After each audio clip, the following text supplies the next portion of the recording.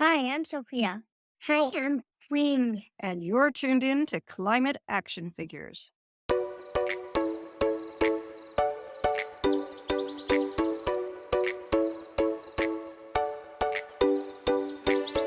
Well, hello, and welcome to a brand new edition of Climate Action Figures.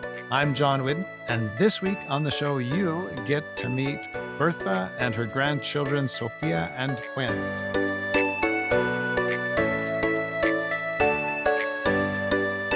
But first, this week's Quick Fix, which comes to us from Sean in Sackville, New Brunswick. A few weeks ago, Sean wrote in to say, Climate Action Figures would be proud of me this week.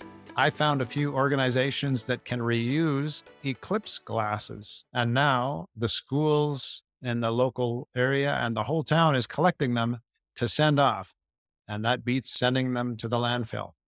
So welcome, Quinn, Sophia, and Bertha. And what do you think about Sean's quick fix today? Very good. Very good. What do you like so much about it?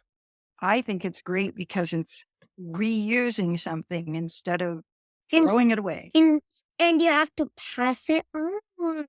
Maybe you can pass it on to another person when whoever's smaller than you, like our cousin Jackson and Kaylee.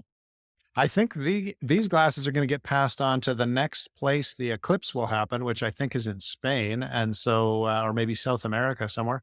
So they're going to send all those glasses on to the next place instead of throwing them in the landfill. So that's great. Now, I met you because you sent in a bunch of quick fixes to climate action figures, and we're going to use those on upcoming episodes. So we're not going to give away any of those right now. You do some things around your driveway, I hear. Do you want to tell us about that?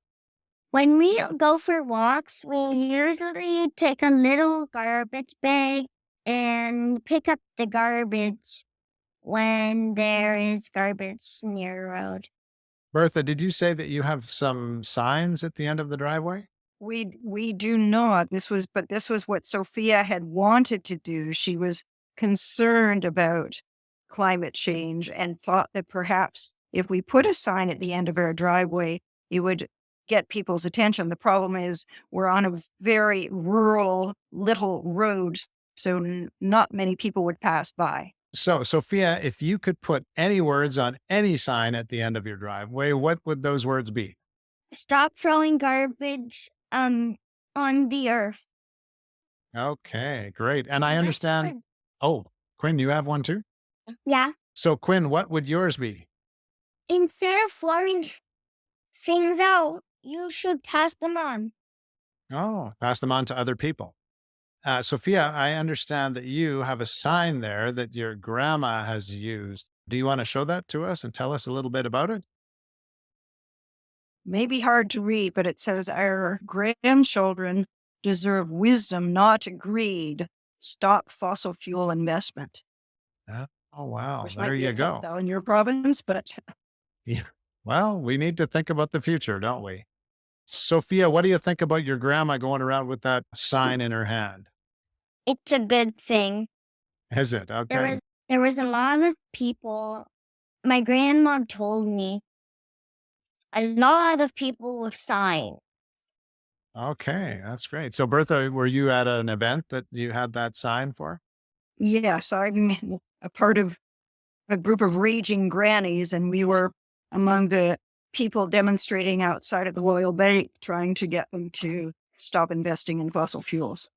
That's a noble action that you've taken. Now, I would like to ask all of you, you live in rural Quebec. Is caring for the environment easy or difficult where you are? What would you say about that? It's difficult Okay. Why would you say it's difficult? to drive. People have to People have to drive everywhere. Oh, because there's such big spaces there, right? Sometimes when we go out for dinner, we see some electric cars, and we Oh, always say good job to the drivers. oh, is that right? Okay. And so do you feel like there are a lot of people in your area that are doing their part to help with the climate?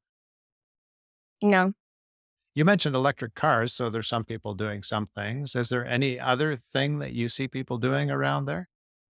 Growing their own food in the gardens. We just bought some plants today, Oh, so and you're they getting ready. are very pretty. Yeah. Well, that's great. Now, I understand you each have chosen a climate action to share with us today. Quinn, what's your climate action? Do not throw gloves out, pass them on. And where do things come from? Tell us a bit about that. What do you mean by where do things come from? When you buy things, you check how far away they come from, right? And if they're wrapped in plastic, you should. Okay, so we've got Quinn's climate action. How about you, Sophia? What's your climate action? I want to share today. It is about the garden. We grow our own food in our gardens. I like to help with the gardens. So I like to pick all the fruits and vegetables in the garden. It's very fun because some of the things in the garden are my favorite foods. Oh, And sometimes on the bus I see a lot of garbage on the bus out the windows. oh, I see. Let's go back to the garden and tell us what are your favorite things that you grow in the garden there. Tomatoes, beans, peas, pumpkins. My mom helped us carve pumpkins. We grow potatoes, we grow onions, we grow cucumbers. Sounds like a wonderful garden. And Bertha, anything to add Bertha. about the garden there? Well, one of the things that I enjoy about it is that we can fertilize it with manure from our animals, and we can save the seeds from one year to the next. So Yeah. replant our pumpkins and our beans and our peas and our peppers. Great, Yeah. great. And now, Bertha, we should let you share your climate action as well. Well, it's a little bit along the line of what Quinn was talking about, I think, which is that if I try to avoid buying things if I don't absolutely need, because often things can be reused or gotten from other Yeah. people who don't need them anymore. But if I do have to buy something, I always check where it's coming from, because if it's coming from too far away, it means that there is an environmental impact of the transportation. So I try to avoid things that are coming from far away. All right. That's the garden. So Some- you're eating right from your backyard. Indeed. And when bananas come far away, we check the price to see where they have come from, and if they're not wrapped in plastic and they're not from far away, we should buy them. And So you're really paying attention to the When- stuff you buy. also kiwis. We're definitely not able to grow bananas in our garden, unfortunately. Yeah. Well, before I let you go, I definitely want to ask you each what gives you hope in the world today. So, Quinn, let's start with you and tell us what gives you hope. Bicycling. Excellent. Sophia, what about you? Walking with my family. Walking with my family. It's very fun. Oh, that's great. And Bertha, what gives you hope in the world today? I think what gives me hope is to see how many people are concerned about what is happening with the climate and with the environment in general. And I hope that people being concerned will lead to people taking action. Well, Quinn, Sophia, and Bertha, thank you so much for joining us today. And thank you, dear listener. We will be back again next week, same time, same place, to hear from another climate action figure. Until then, Go figures! This has been Climate Action Figures. Our show is produced and hosted by John Whidden. Our creative consultant is Kayla McIntosh. Our theme song is Hawaii Vacation by Tovari. You can find us on Instagram, Facebook, and YouTube at Climate Action Figures. That's all one word. And if you have any other questions or comments that arose from this or any episode, feel free to reach out to us at climateactionfigures@gmail.com. And thank you for listening.